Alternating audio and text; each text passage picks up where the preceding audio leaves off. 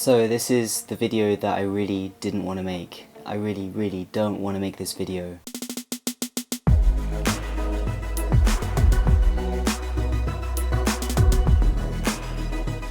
This is about something that happened to me about 3 years ago that I really didn't want to raise attention to at the time. I'm happy to talk about it so that it doesn't happen to other people.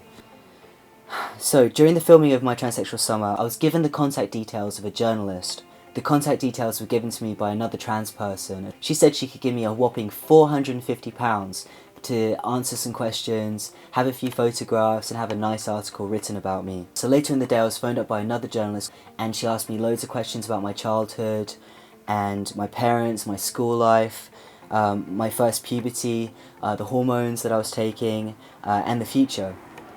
And so a few days later, I was phoned again and I was read over the phone my article. It was written in the first person, I did this, I did that, but it seemed generally accurate, it seemed generally okay.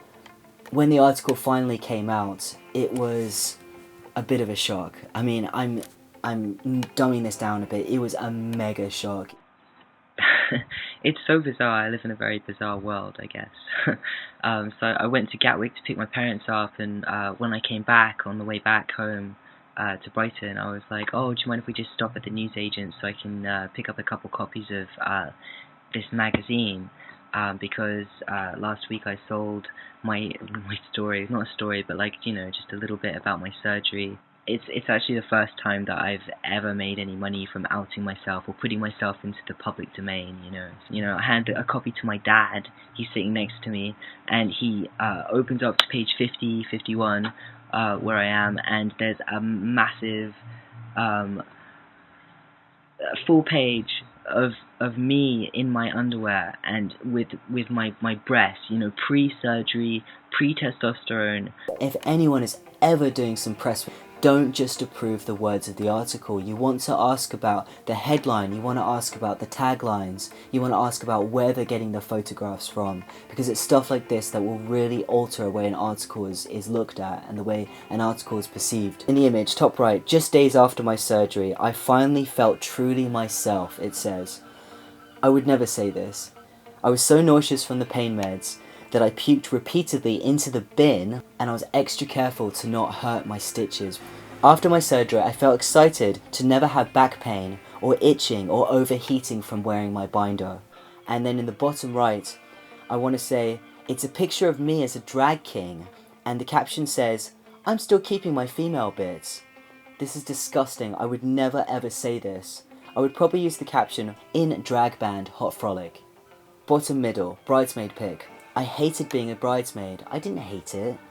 So I would change this to, I hated my frilly, itchy dress. The photograph that was sent over was a mistake anyway. This was meant to be for a photography project that Alex and I were doing ourselves. That was meant to be for a different situation, not intended for a national magazine, possibly for an exhibition in 5 or 10 years' time. Also, I feel that the page layout of the article is constructed to have emphasis on my pre-surgery, pre-testosterone body, with comments like, goodbye boobs, but I'm keeping my lady bits for babies. You'll ask, well, how did the picture of this get onto a publication? You know, it must have come from somewhere, right? Yes, I did the shoot, but it's not like you'd imagine. It's I've got a friend called Alex Grace who is a incredible photographer, and I trust her. And you know, so because I trust her, and there's not many people I would do this for,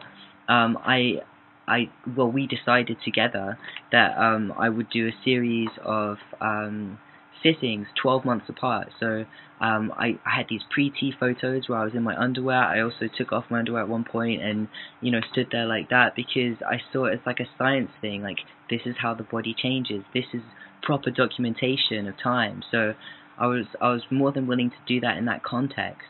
And then 12 months later, which was actually a couple months ago, I went up to London and I did it again. And I don't know what gatekeepers thought that it was okay to do this, because obviously there was the journalist that I was recommended who wrote half the article, the other journalists who wrote it, you know, the designers. At what point did they go, oh, did we get permission to use this, or in what way does a topless photograph of me in my pants help me to tell my story about why I'm a man?